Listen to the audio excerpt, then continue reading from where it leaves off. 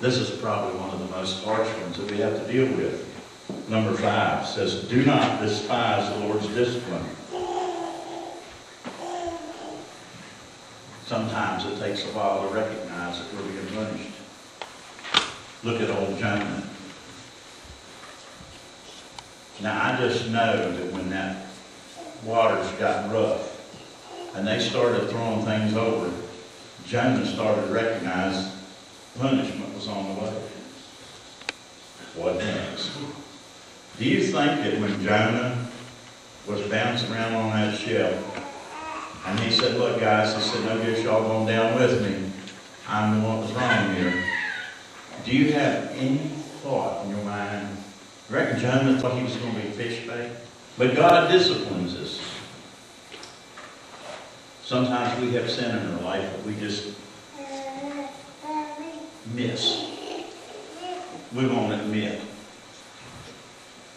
We do something and we say, oh, well, this ain't going to hurt anybody but me. Or we don't admit that it's sin in the first place.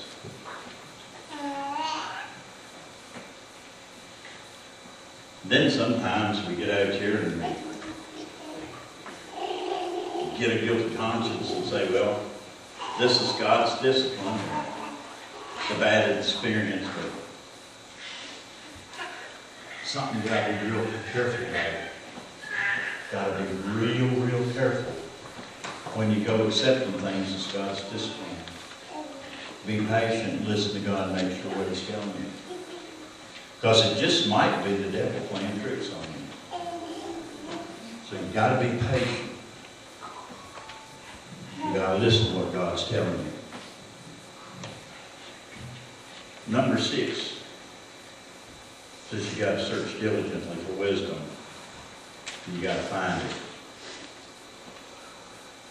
The dictionary defined wisdom as the understanding of what's true, right, lasting, common sense, or good judgment.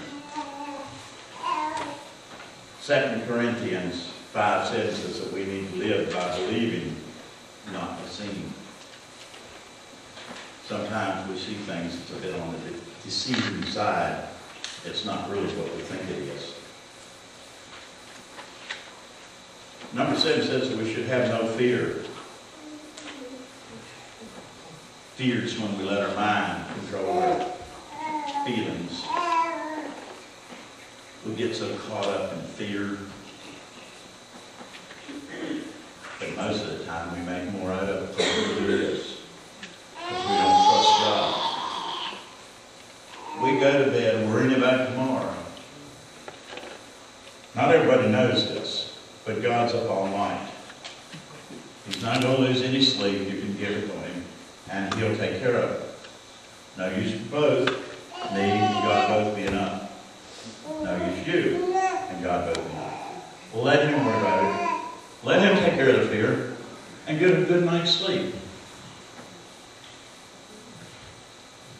Number 8 says, do not withhold good from those who desire it. Verse 28 says that if you have it, you don't tell your neighbor to come back tomorrow and then I'll help with it. I bet you everybody in here has been guilty sometime or another. Somebody come along and said, got a buck to spare, need a cup of coffee. And you said no. Or your neighbor called you to do something and you said, well, I'm kind of busy right now. Your wife will catch you and said, or your husband says, you have nothing to do. Call me tomorrow. I mean, really, we can put people off. We really can. And the one that I really like is, call me if you need me. And then call them and see if they show up.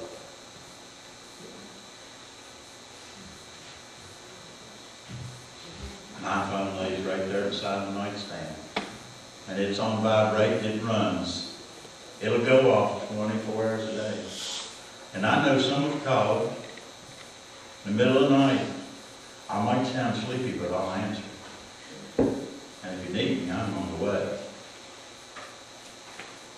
It's the way we need to be. These are all resolutions that we can really live by.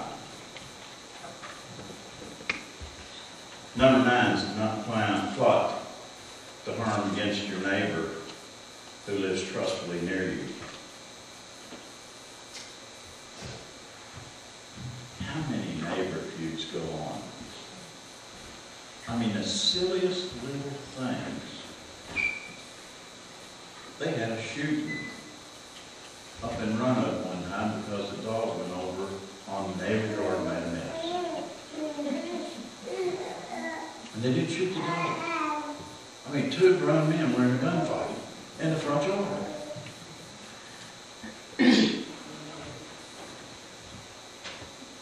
Big thing we do is we withhold stuff.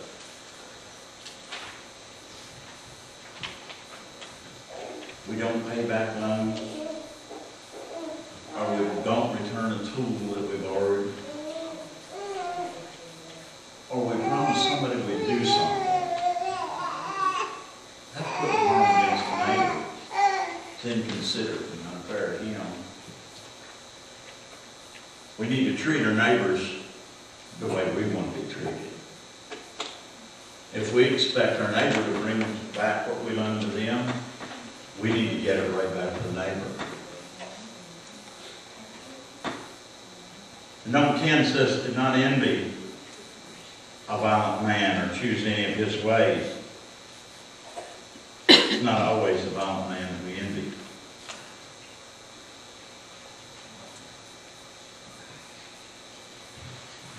How many people say, if I could just be like that person? Sometimes they don't have to be violent. Sometimes we just look out there and we're not satisfied with the way God made us. Wow, wished I had 8 hair like that one did. Phew. I wished I could lose weight like they do. And we miss the point of being what God created. We're a creation. God made each one of us for what we are.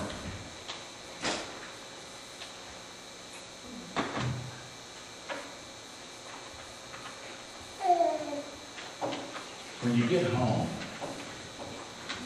it might be late tonight, but this week, don't just read chapter 3, but the first 3-4 chapters all deal with wisdom. Stuff that God wants us to know. But I think chapter 3 give a pretty good idea and these 10 principles of some things that we could use to work on our resolutions with. They're pretty demanding, but they're not impossible.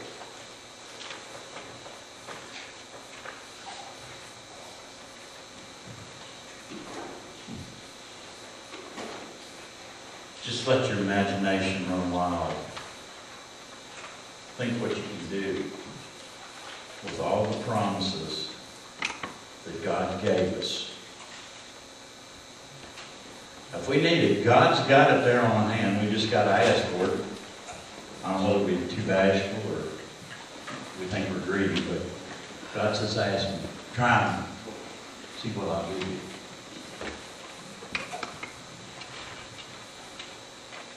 We look at these principles.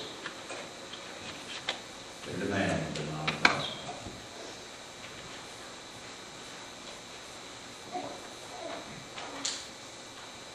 Look at that title again.